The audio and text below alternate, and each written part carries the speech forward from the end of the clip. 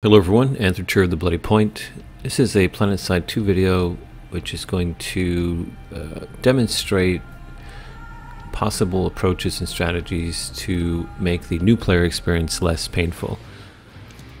It's not a guide per se, just showing in real time how the first hour can go. And your first choice is that of your faction or your empire. Now, each of these have thematic differences, and they also have differences in terms of some of the vehicles they can acquire, different main battle tanks, different Empire-specific fighters or ESF, and they also have some mechanical differences. The Vanu, for example, use energy-based weapons, so they do not have bullet drop, and the other factions have similar differences in terms of the general theme or way they play. The fourth faction, the NS operatives, will not be available to you until you reach BR or battle rank 20, and this one is used to balance population. When one of the empires is low pop, the NS is assigned to that faction or empire.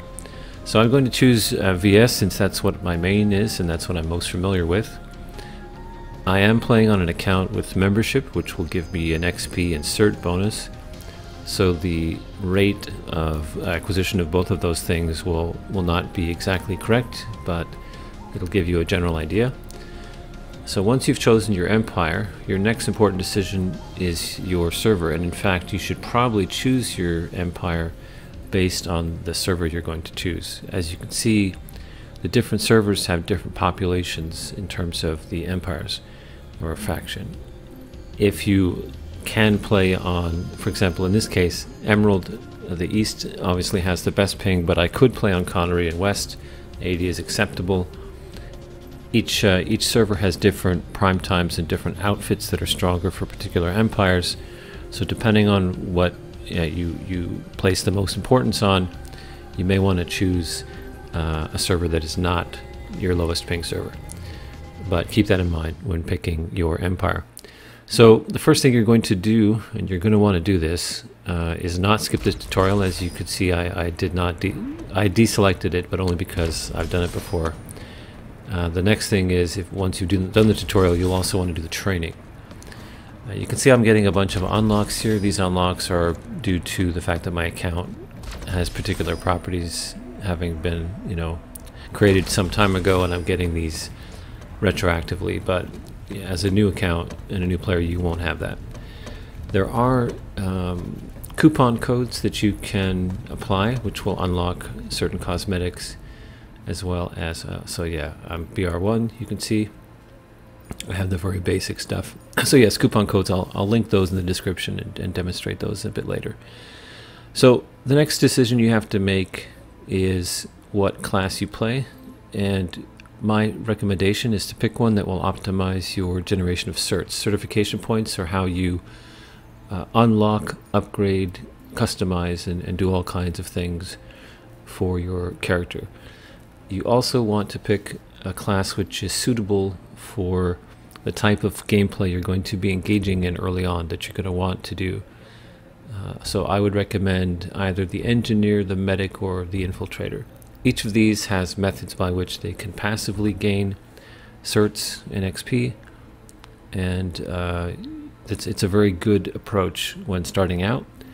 The base weapons, the default weapons, are actually just as good or better in some cases than the ones you can purchase with the real money transaction cash, the DBC, the Daybreak cash, or even some of the there's some you can buy with an in-game currency, but you generally want to use the default weapons early on. Of course, you have no choice, and ideally you want to tailor your play style such that your imbalance against more experienced players and better outfitted players is minimized. One way to do that is to play a support role and to stay in the back line. Another way is to engage in smaller fights, something I'll talk about a bit later. But again, these three classes have opportunities for passive cert generation via things like hacking in the case of the infiltrator, so you can hack turrets and consoles. You can do motion spotting, so you have deployables or darts that you can shoot out, which will cause the enemy to be spotted for your entire team, and that will give you XP. The medic, of course, can heal players. It can drop down fields which regenerate shields or health, giving you a passive source. And the engineer can repair and also has ammo packs that can resupply your teammates, and that will generate XP as well. The certs are used for not only the infantry but also for the vehicles, and they're used both to unlock additional types of upgrades and upgrade them as well. And keep in mind, for example, in this case, you see the Sunderer front and back gun. If you unlock a particular weapon for the front slot, it will not be unlocked for the back. You have to do it for each. The same is true for all the optics. They're separate. So there's a lot of ways to spend certs. You're going to need to be generating those as efficiently as possible early on. And there's, a better way to do that, I suppose, than just running into a huge battle. And that's the way I'm going to demonstrate here. So as you can see, some of these vehicles have quite a lot of customization that you can apply to them, including visual customization or cosmetics. So we're going to try to pick something in terms of our deployment that is going to help us do completion for our training missions. And one of them is going to be a hot drop or deploy now instant action type of thing.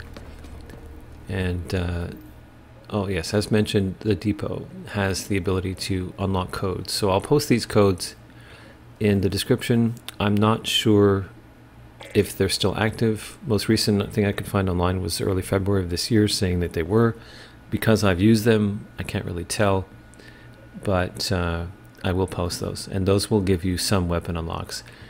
It'll just give you a couple of choices if you feel like the default ones are not to your taste. As you can see, all these different items can be purchased in the shop, some of them with certs, some of them with Daybreak cash, which is the real money transaction cash. I have made purchases there, of course, to support the game, and also because there was a particular thing I liked or a sale I wanted to take advantage of. But you can really, play the game at a high level without doing any of that stuff. Okay, so the missions in the training. You'll see the first one here is instant action. There's an option for, a lot of new players. One of the problems they have is they don't really know what to do or where to go. And this instant action option really simplifies that. You can just deploy. It'll put you in the middle of a fight. Another thing to note is when you're doing these training missions, you can complete more than one at a time. It'll track only one, but you can select them all. And if you complete objectives in more than one mission at the same time, it'll credit both of them. So that's something I would recommend. Now I am using a particular loadout on my main character, and I don't quite have access to that yet, but I'm going to make it as similar as possible. The Spitfire turret for the engineer is expensive, at 1,000 certs, but it's a really useful item. It's fairly easy to kill, but it helps as a detection source more than anything else. It starts firing, and it'll fire in a certain direction, and it'll tell you where the enemy is. And for point holds, it's a useful tool. One of the things I really favor is the underbarrel grenade launcher and the rifle that can equip that. And it's good as a source of damage. Gives you a way to damage vehicles as an engineer. It can one-shot those Spitfire turrets I mentioned, and it's just very, very effective, especially as a new player. It gives you a lot of damage capability early on. As an engineer, you have the ammo packs. You have infinite ammunition for the grenades, and it's one of the things I unlock earliest. I don't have access to it yet, but I'm going to choose the rifle that it goes on, just so that I'm ready once I do earn those certs.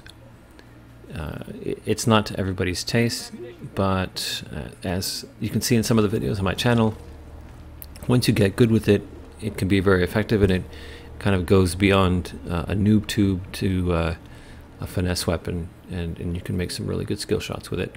One thing to note is that if a class has access to a weapon that you have unlocked on another class that you have customized with particular, you know, optics and so on, and it'll retain that. So if you equip it on another class, you won't have to do it and set it up again. You can set it differently, of course, but that's something that you don't have to do. There are different options in the configuration for these things. Another thing to note is some of the weapons are available to multiple classes. So the Commissioner, for example, is a really good sidearm, and I try to use it for all of them. As you can see here, I don't have access to all of the additional options here, but the one I want is the grenade launcher. I will be able to purchase that, so I'm going to choose this weapon so that when I have the certs I can go ahead and apply it. I'm going to be playing this this run through on an engineer simply because it's one of the best for earning certs and XP early. Alright, so we do have the training mission to join combat, the instant action, which is the button in the lower left. But this is an overview of the map. One of the really important things in the game is picking your battles. So you see some comments on the internet about bad experience new players have. You know, they're lost, they don't know what to do, they can't compete, they're getting mowed down by more experienced vets. And one way to avoid that is to pick smaller fights. And there's other things you can do which will help you earn XP and certs, which dovetail with that. So as I mentioned earlier, I'm going to pick all of the missions. I'm not going to do them all now. So the harvesting mission, for example, is a whole other thing I'll show at the end of the video. It relates to the construction gameplay, and it's good to do, but we're focused now on the daily type missions. These are training specific. You get different missions at a certain point once you've done all of this, which are really good for acquiring certain currencies and leveling up, but we're doing the training ones. So the first one is the instant action.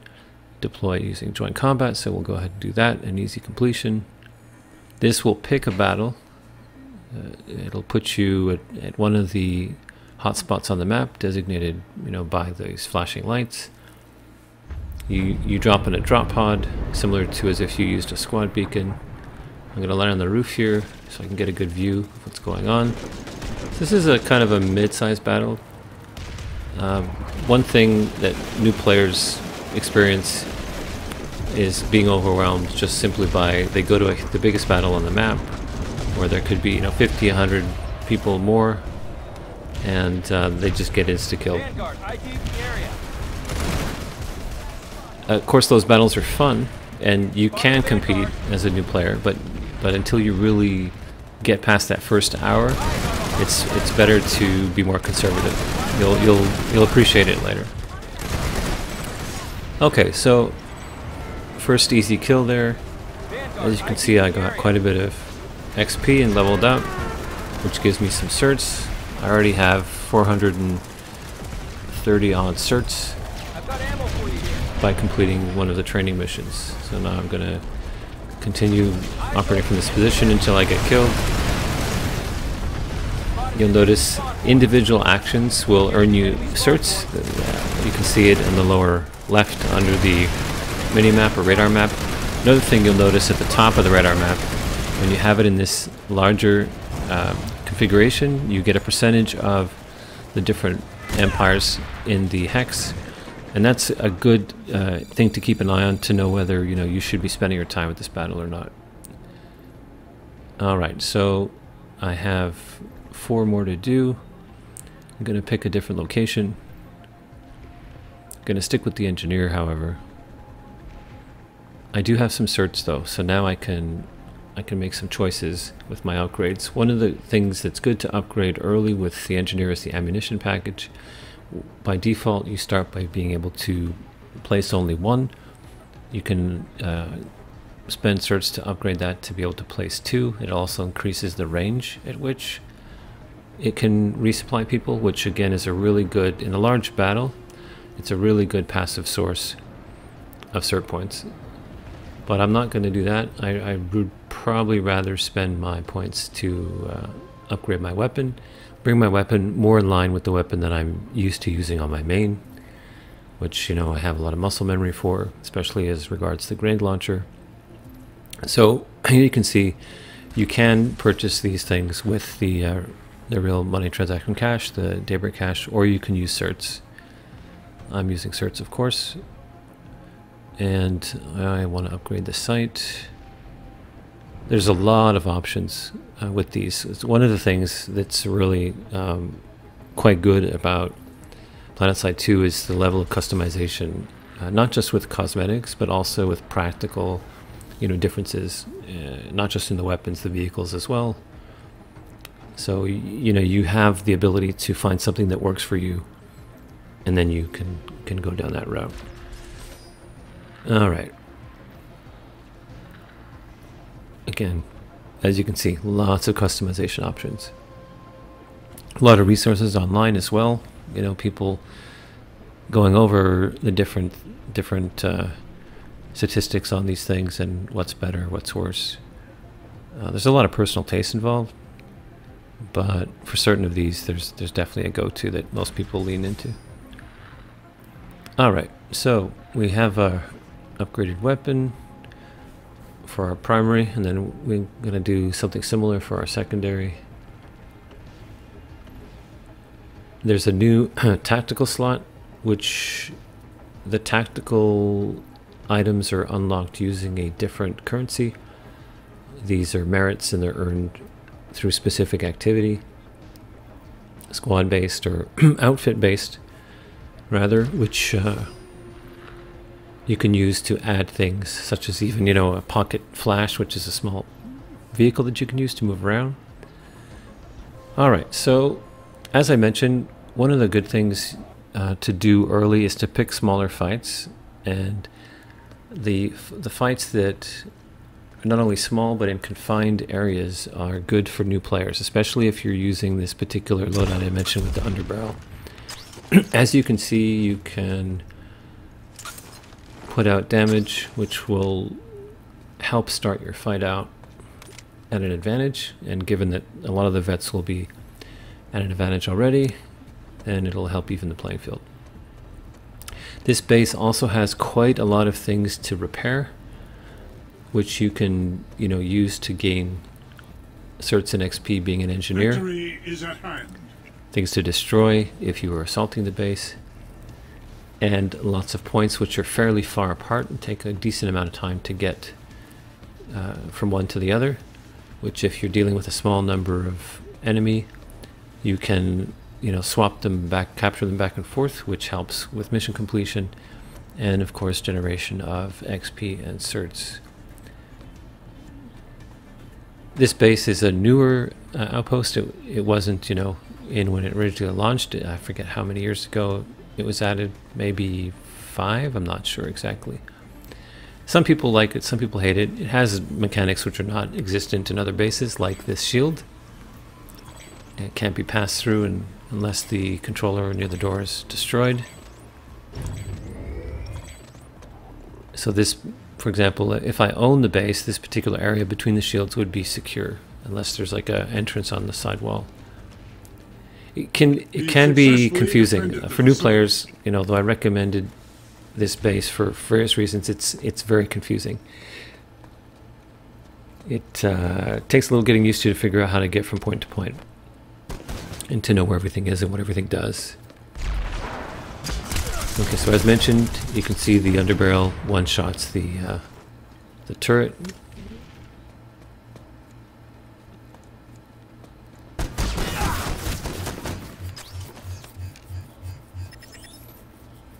Going against people with better equipment or sturdier classes will be difficult as a lighter engineer class. There are things you can do to mitigate that, attacking from further range using these grenades, but you are going to die. That's one thing about Planetside 2 that you need to not get turned off by, is dying. Dying happens a lot, especially in larger fights, and especially as a new player. Okay, so you'll notice that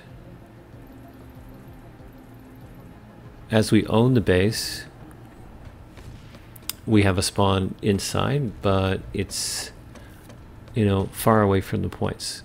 There are multiple spawns in this base for both attackers and defenders, and they relate to the mechanics involved. There's a whole range of things that are done to change how everything works, but I'm not going to get into that. It's way too complex. But in regards to, you know, what we're talking about here, the goal is earning certification and XP. The base does provide certain things which others may not, such as if we were attacking, bringing a Sunderer up, which is Sunderer is a vehicle which is a mobile spawn point, and it's a great way to earn XP. You'll get XP every time it's used. Alright, so what our goal here is to go out to the first capture point. We have a mission to complete, part of the training, which is to get a certain amount of capture XP, which you get by, you know, just being in the cap space when it's hostile owned, and then to capture the base itself. The SCU you heard mentioned as a thing certain bases have, which is there are shields which protect the spawn rooms, which are up when that shield generator is up, and the respawn is active when it's present. If you destroy an enemy's SCU, you will cause that spawn to be unable to be used. Alright. Again, the base is really big, but if you play it enough and you pay attention, you will learn the layout and the optimal paths from point to point. Okay, so another thing new players should do is keep an eye on the minimap at all times. Can be very useful. You can see enemy vehicles and players on the map.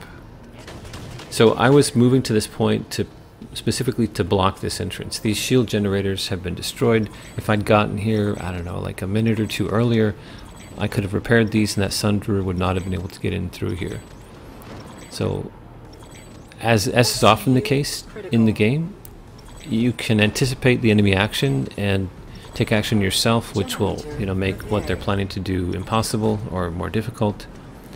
And every second counts in this game, so, you know, doing that is super important. Alright, so you see one of my Empire mates here has a vehicle inside the base, and he's attacking the enemy spawn. One great thing about engineers is you can earn XP by repairing your friendly vehicles, and you can see the wrench above this vehicle, meaning that it's damaged. So if I get close enough, I can repair the vehicle. Now, this is something you want to be careful doing, because of course you're going to be taking fire from the enemy. A smart enemy is going to want to kill the engineer first so that the vehicle can be damaged, and the vehicle can also back up and run you over. So you never want to repair from, you know, directly behind the vehicle. My tendency is to do it at a diagonal off of one of the corners, and some vehicles allow you to get into them and use the guns. Gunning for other players, especially veteran players or older players who have lots of things unlocked, is another great way to get XP. You'll be using weapons that are, you know, above the type that you have access to, stronger usually. As you can see, getting some more XP. And you're also being very, you know, effective and useful to your team. So there's another enemy spawn. As a gunner, you have to make smart decisions about what you attack. You know, generally, if you're in a gunner seat, you can follow the primary, the driver's target, or you want to protect them by killing the infantry who might be attacking the vehicle, as you can see here. So you got to make those decisions, and good vehicle drivers appreciate good gunners, and you can have an incredibly profitable and fun run if you play smart. Another vehicle.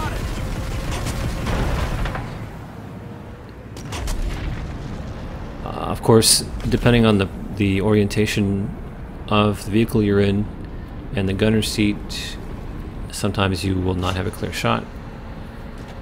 Being in communication with your vehicle driver via voice chat is always good, but it's not always possible. But in this case, it's pretty straightforward what we're trying to do. So that's 3 spawns killed. Killing spawns, you know, without getting too much into this controversial topic, killing spawns is frowned upon by some people, but from a tactical perspective, it's very important to control the fight. You know, some people just like to sit at one outpost and farm all day, so they don't want the spawns to be killed. But if you want to move the map, especially if there's an alert going, you do need to kill the spawns to control the population. Alright, so we're going to finish off repairing these generators, which will make it impossible for someone to get in without destroying them. You can destroy them without, you know, from the outside, and it's not too difficult. But beyond, you know, just a slight road bump, it also tells you someone's trying to get in, because you'll get a message indicating they've been destroyed, and you can see it on the map. It's a principle to keep in mind is it's not just about stopping somebody, but knowing what they're doing when it comes to defending these outposts. And as I mentioned earlier, you can see above the radar or minimap a percentage of the population. The purple being my faction and the blue being the enemy, the NC or new conglomerate in this case. Conglomerate. Sometimes you'll have only 2 factions or empires present at an outpost, sometimes you'll have 3. You'll even get weird situations of where the 3rd empire is nowhere near that outpost, but somebody has come over for whatever reason. But if you're defending or attacking, it's really useful to, even if you don't keep it magnified like that, just to pop it in and out every once in a while to get a look at the population. For example, if you see there's signs of enemy presence in a base that you've just cleared, you're going to want to hunt them down, perhaps in case that they might be an infiltrator, which is the class that can hack enemy terminals. They can hack the vehicle terminal or air terminal and you know, pull a spawn, and it can just restart the battle up again. I didn't finish. He can see that, of course, because it's not fully, so he's waiting. I'm going to go back and finish repairing. Because his tool is upgraded and mine is not, he's able to repair more quickly. So as an engineer, it's an option to spend certs on, is to get your tool upgraded.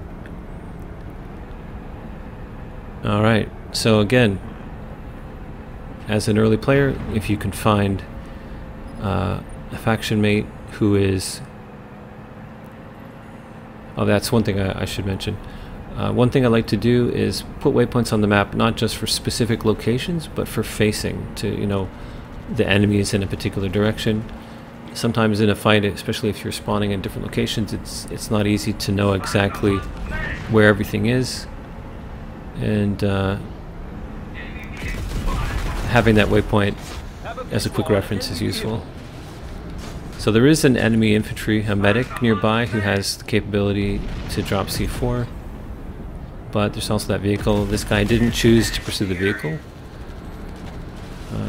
but I have no control over the driver, of course.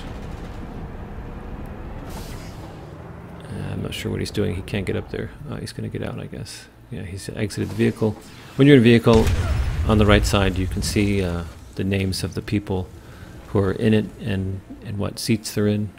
Sometimes people will swap to a seat that's occupied by yourself, and it'll give you a message indicating that they want to swap seats. You can refuse or accept it. Okay, so let's choose another fight. We saw station just change hands there. So, as I mentioned earlier, one good way to gain XP is to provide spawns, which would be to bring a Sunderer, or if you have it unlocked, a spawn Galaxy to a location. A Galaxy is a larger type of air vehicle. So bringing a spawn up to a fight is good, not only because it gets you XP, but it's also usually a smaller fight. In fact, a really good thing to do as a new player. Oh, actually, so noticing here, this console has been hacked by an enemy infiltrator, meaning they can use it to change class, and it's a different color. One of the reasons they've done the same A different faction has done the same for the vehicle terminal. One of the reasons I like this grenade launcher in the engineer is it makes destroying these terminals very quick. Of course, if I were an infiltrator, I could just hack them, but then they would still be up, and if I leave, the infiltrator could just hack it again. This way they're destroyed, and they can't be hacked until they're repaired, which, as an engineer, sometimes, if there's enemy presence, you don't want to do. Based on the percentage above the minimap, I can see that there are no enemy here, so I could safely repair them, but I'm not going to do that because I'm not staying and I can't monitor that. Alright, so we need to decide where to go next. Enemy Sunderer spotted. Spotting Prowler spotted. vehicles, especially Sunderers and spawns primarily, and even infantry, is always good. You'll get points for spotting, and it'll tag it on the map for your allies nearby. You know, you could have a friendly vehicle driving in a different direction, oblivious to the fact that he has an enemy tank behind him, and just spotting it will let them know without you having to talk to them. So it's a good thing to keep in mind. So this turret, just like those consoles, has been hacked. The enemy infiltrator probably hacked everything in this base. And there's an enemy tank here as well. Another thing that this grenade launcher is good for is destroying turrets, be they hacked turrets in your base, or if I were an enemy base, it can be done as well. It's not as fast as an infiltrator, but it's effective. This grenade launcher can be used on players, of course, and it can even be used without being sufficiently far away for the grenade to detonate. If you're close, within a certain distance, it'll make a different sound, a quieter sound, but it'll still do damage. One of my favorite things to do is to pop up behind somebody, hit them with this thing, and it makes a little sound. It removes their shields, and then I just finish them off with a round or two. It's very satisfying. Okay, so the enemy base is in the direction I tagged with the waypoint. They were sending armor down this road previously, as you saw, and there's a tank below us, so I'm going to try and repair this turret. Unfortunately, it's not as optimal as it could be because my tool is low level and it's taking me longer. As I use the tool, you see in the middle, the lower bottom there's a bar that goes up, which is the heat. If I let it go all the way to the top and don't stop, it'll put the tool on a brief cooldown. Okay, so another reason I like this thing is I can do damage to armor as well with the grenades. And you can actually, you know, launch them quite far away. And if you get good at it, you can make some really good shots. It's nothing more satisfying than one-shotting a beacon like 100 meters away with a grenade shot. Alright, so this tank's not going to let me repair this turret, so I'm going to switch to doing some damage to him. It takes a lot of these to destroy a tank, but I am doing damage and drawing his attention, which means he's not shooting at something more important. And if you do it enough, you can actually influence them to move. You know, your damage is small, but it's continuous because it's harder for them to target you. See, I'm making use of the ammo pack. I'm just keep replenishing my own ammo. You can do this from behind cover. If I really wanted to, I could just duck down and just keep launching the grenades without even being exposed to fire. Takes a little longer though. Okay, so that position got a little too hot for him with the heavy there as well. So he's moving again. Ah, he's quite damaged.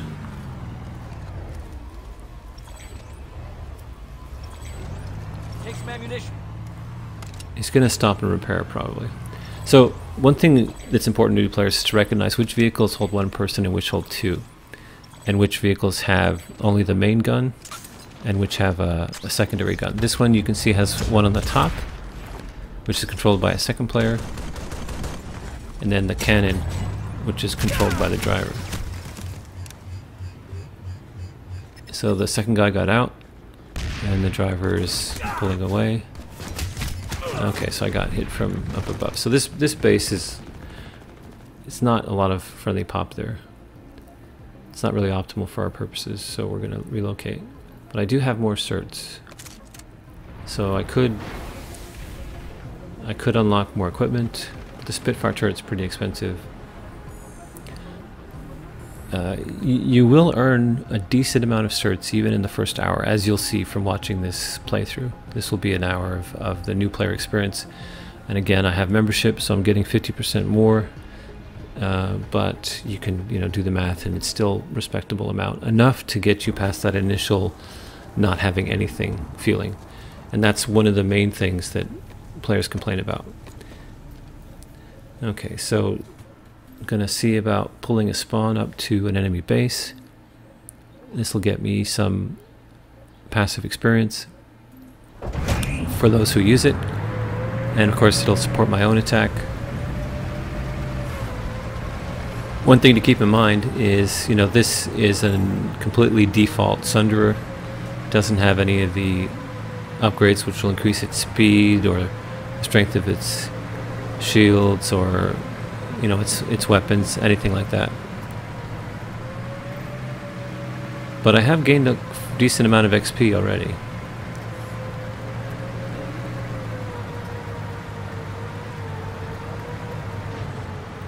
One thing you'll learn with experience is that there are typical spots for Sunderers to be placed. Some of the bases have like a Sunderer garage, which is custom built for those. There's also Sunderers which are cloaked or stealth, which are invisible. And you'll learn like which Sunderer to use in which situation, when it's okay to drive right down the road, and when it's safer to take a more indirect route. And of course, there's a question of if you're doing it by yourself or with others.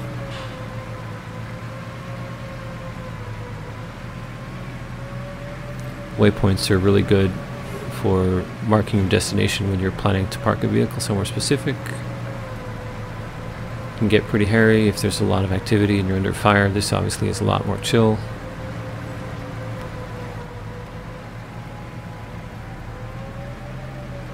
Okay. So Sunderers have no deploy zones, represented on some stations by a circle, like a lighter colored circle. This one has no such limit, so I could bring the vehicle right inside. In order to do that, the shield needs to be down, which I believe it is not yet. The close shield there you can see is repaired. This station changed hands from when we were here last. We were the ones who repaired it. Generator destroyed. That vehicle is destroying the generators on the other side. I could have done that as well, but generator I want to make sure destroyed. I don't know what kind of enemy activity there could be here, although I can see that it's 100% us right now. But just being cautious, I'm parking it off to the side. I'm playing as a light assault now. Light assault has this extra rocket rifle, which does a lot of damage to even buildings, but these kinds of shield generators and vehicles. In combination with the grenade launcher, which I also have, because I'm using the same rifle, it gives you a lot of anti-vehicle damage potential. You do not have the ability to place ammo packs, of course, so you will run out of ammo. There are ways to address that, one of them being an implant, but I'm not going to cover implants in this video, other than to mention that they exist. Okay, so here's the shield generator. If this gets destroyed, the enemy's spawn will still exist. They'll still have a spawn, but it'll be in a worse location. For some bases, they will have no spawn whatsoever. So as you can see, just by interacting with that objective, I got quite a lot of XP and leveled up. Some bases do have such things, and as an early player, doing these little tasks, repairing, hacking, disabling, overloading, these are all things that you can do. Level 7. It's pretty good, given that we're just 40 minutes in. I have quite a few more certs I could spend if I wanted to. It's tempting. The Spitfire turret is tempting, but it's 1,000. Gonna set that aside for now. Alright, so we took the shield generator down so we could move our Sunderer inside.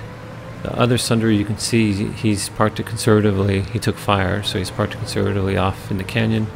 It's a bit of a run to the base, but you know, if this one inside gets destroyed, we'll still have a spawn. But there are no enemy here at the moment, as you can see. There are typical spots, as I mentioned, for placing Sunderers. In this base, this is a good spot. I usually put a turret down if I have one. Some prox mines on the generator for the NG who goes to heal it. And now we're going down to the points. 3 points in this base. Kind of like A point in the middle and B and C on the sides. There is a path which you'll see me follow, which you can quickly go from one to the other. But if you're lower down on the base, it can be quite a chore to get here. And when you're new, it's a bit confusing.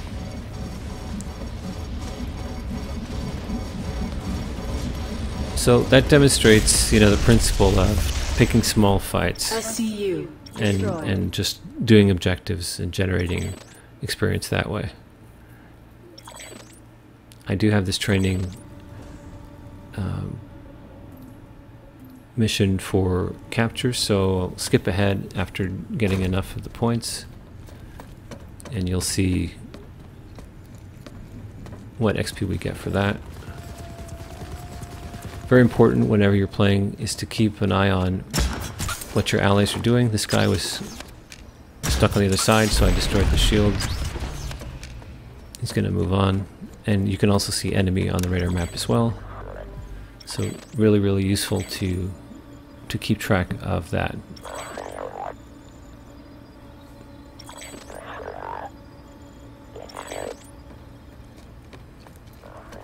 The way it works with these points is some have 1, some have 3. As you can see, we own 2 of 3, so we're the ones making progress in control. When we own 3 and 3, it would go faster. As you can see, we're about to finish this off. Alright. We've captured the facility. And that finishes off the training for the captures. Decent number of certs. And XP, of course. Okay, time to move on. Go to the next training completion, which I believe was the heavy. I'd done a little bit of this, of course, and jumped ahead. I'm just trying to show the actual progression in what you get for each. So we just need to get one more vehicle damage application with the heavy.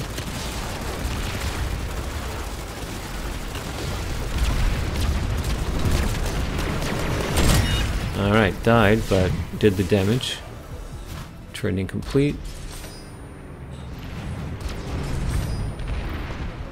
And we're BR10, and we have quite a decent amount of certs built up, as you can see. And all of our dailies were done, and we're left with the construction training, the priority training. So we're going to move to a different station to do that. Now, as a new player, you may not be interested in construction, you know, not planning to do it, but doing the training is probably a good idea. You'll learn some of the basic mechanics, but more importantly, you'll unlock some free items, which you may eventually one day might want to use, so you want to have those. Here you can see how much XP you can earn just by repairing. A lot of the stations, you know, when there'll be a huge fight, and then one team will win and one will lose, and then everybody will move on to the next station, and often the base's turrets and terminals which were destroyed will not be repaired. Some of that can be seen on the map, and you know, as an engineer, it's both useful for your team and good for yourself in terms of getting XP to go around and repair those things. Okay, so here we have the construction tutorial training. This particular training item often bugs out, and you'll see that'll happen. I work around it, but just being mindful of if something is not working, you can just kind of like change the process, or progress rather, by switching what you're doing. So here you see cordium, which is a harvestable that appears in the map. The distance at which you can see it is something that is upgraded through application of certs. And the vehicle has the heat mechanic as well, so the first slot is slower with no heat generation. The second one is a bit faster but generates heat. Okay, so we've harvested enough to drain the node. I'm not going to bother filling, I'm just going to go to a spot. It's asking me to deploy my ant. I can't do it here because you can see that brighter circle I mentioned. Same no deploy zone for spawn vehicles applies to construction. There's a little spot here under the bridge between these three no deploy zones that I'm going to put down my silo. The silo is the structure that is used to store the cordium and the interface for building new objects. You can do it out of the back of the ant as well. Okay, so here you can see the mission's bugged. It said deploy an ant, which I've done, but it's not giving me progression. To get around that, I'm going to interact with it and build an item, even though it hasn't asked me to. So, spending some cordium, going to put down the silo. The tooltips on the right can be disabled. I disabled those in my primary, but I left them up for this playthrough.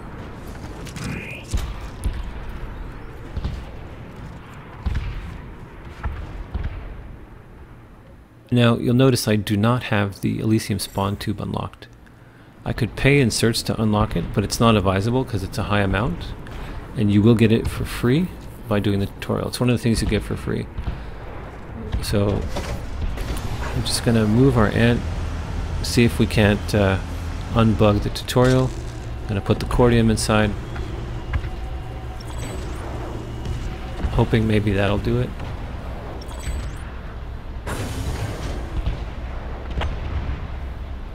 Okay.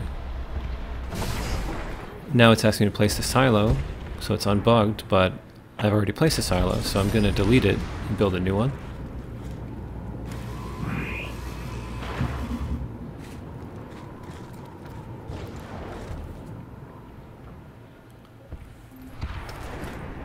Okay.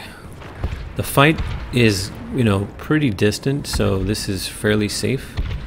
But often when doing construction, especially if you want the base to be useful to the fight, you're going to be closer to the front line. And there are particular types of bases you can build on the front line that are very effective and can actually influence the battle. But this is just for the training, so I'm not particularly concerned about the usage of the base. Placing items in construction can be tricky. You'll learn that the hard way if you do any of it. Okay, green is good. Great. Tutorial unbugged. Now I have a series of things it wants me to build. I need to deposit 2,000 cordium. I don't have 2,000 left, so I'm going to have to harvest some more. As I mentioned before, the nodes are marked on the map. You can see them on your HUD in the world and also on the minimap. And sometimes you'll be competing either with, friendly ant harvester vehicles or enemy ones. This one you can see it was 35k originally, but it's almost drained already. And once you drain the node completely, it'll disappear. They will respawn in the same spot, but not always of the same size. So sometimes it's a good idea to keep draining the small ones until you get a big one, especially if it's close to your base. Okay. Now any player could come along and put cordium inside your silo, and sometimes you'll see that'll happen. Other players cannot use your silo terminal until you've exceeded a certain amount of cordium. I think it's 20k or 25k. Until that amount it's locked. So if you're intending for your base to be, FOB, forward operating base, and near front line, for example, to help your faction mates spawn vehicles, you're going to want to make sure you fill the silo up sufficiently so that people can use the terminal, and then of course place the vehicle terminal. But right now I'm just building whatever I need to build to complete the training. Great thing I really like about this game, many great things in the game to like, is the battle sounds. How you can hear things from even a great distance away. Not only can you hear the sounds of battle, but you can actually tell what it is. If it's a particular tank, a particular weapon. You can also sometimes tell what faction it is. You know, one Empire's ESF, or the fighter, will sound different from your own. So it's very cool. Okay, so notice that all of these things require certs to unlock, except for the one that it gave me as part of the training, so that's the one I'm going to build. Okay, there's an enemy fighter. It's smoking. Enemy fighters' ESFs can be hit with regular ground fire from primary weapons, or any weapon really. Unlike vehicles like tanks, which take no damage from primary weapons or sidearms. Just doing training, so I don't really need to build this as optimally as I normally would, but I am just going to put this here. It's an anti-personnel turret. It is not an anti-vehicle turret, but an enemy vehicle approaching from the other end of the bridge might see it and not know what turret it is, and it might give them pause.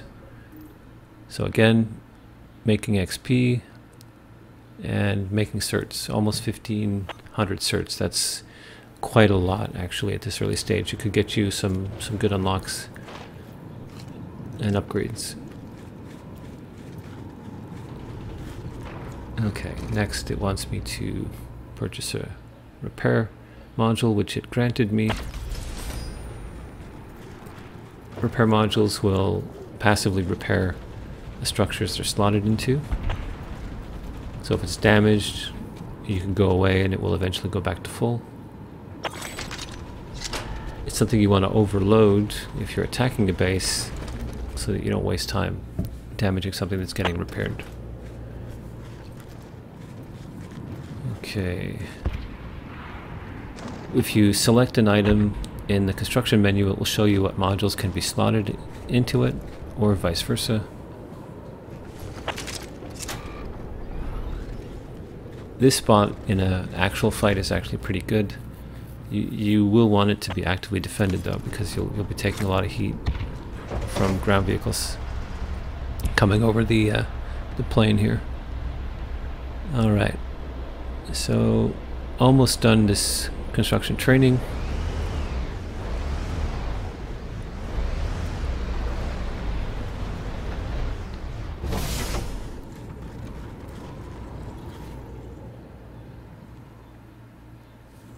Now I'm not getting XP for this, unfortunately. But I am getting the unlocks, so it's worth doing.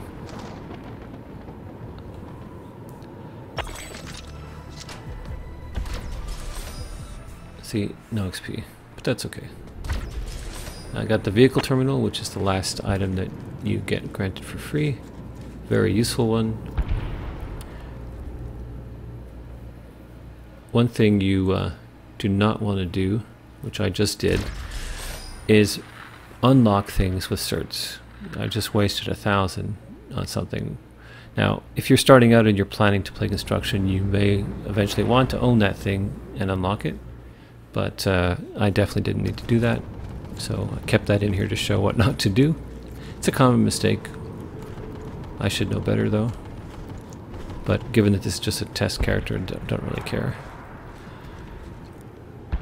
But at least it gives you an idea of how to unlock these new pieces and what to do. Okay, so BR10, not bad for just under an hour's work with 1,500 generated. Oh yeah, so these are the construction items you'll get for free by doing the training. Everything except for that last one, the blast wall. I bought that. Do not do that. But definitely unlock everything else. It's enough to give you the ability to plump down a small base, put a spawn from the silo and a vehicle terminal, and that's actually pretty good.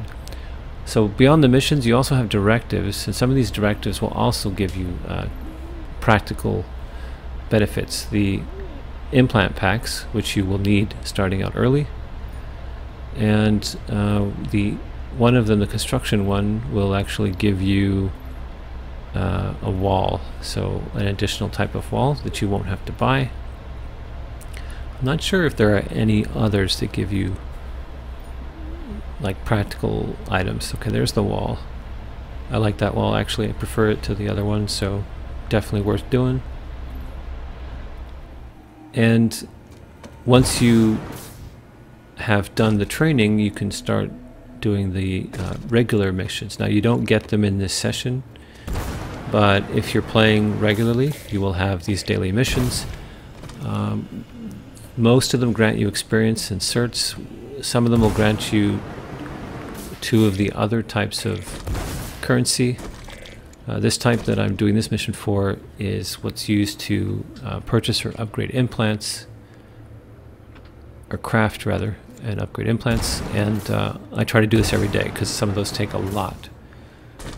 I'm actually on my other character now, as you can see from the level and number of certs, over 12,000. And so what I need to do for this mission is visit each a tower of this particular type of outpost, this tower outpost, and get to the top of the spire for each of the 3 factions. Now, it's not always completable, because the state of a map might be such that one of the empires just doesn't own a station of that type. So you may have to wait until, you know, a particular state of the map or a different map. But at the moment, all 3 are available. I recommend a light assault when doing this, because you need to get up to the top, or you can also just bail out of an aircraft. I've been spotted, so that's going to make this more difficult. Another thing about doing these missions is it kind of, like anything that you'll notice when doing this game, is you'll find yourself in the middle of a fight somewhere. And just like the content happens naturally, just by being active and moving around. So I'm up at the top. I need to stay here for, I think it's 10 seconds. The mosquito, he's looking for me, the guy in the fighter. I threw that grenade, impulse grenade, to kind of distract whoever was looking at me. I think he might have saw it, I'm not sure. You know, it just so happens that this station is on the front line, so it's active. The points are being traded over. There's not a lot of people here, but while I'm here, I'm going to see if I can help the fight a little bit.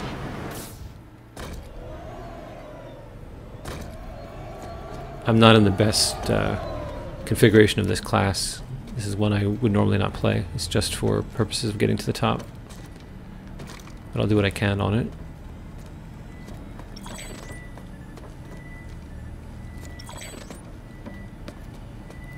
So it's an enemy spotter.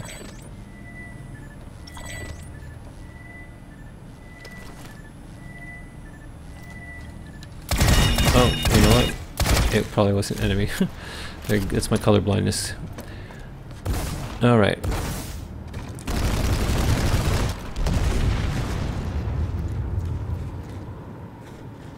This station layout is fairly new. Okay, not fairly new, but it's not original. No, actually, as you can see, I've leveled up to 118 on my primary. If you get up to, I think it's 120 or 125, you can start, well, you get to max level basically. At a certain battle rank, you're able to start accessing ASP skills, which are like additional customizations you can do. You can access weapons in slots you normally couldn't, for example. There's a lot of customization in this game. So hopefully this has been useful. give some hope to new players as an example of what you can do. You can earn certs quickly, you can contribute to battles while being low level, and thanks as always for watching.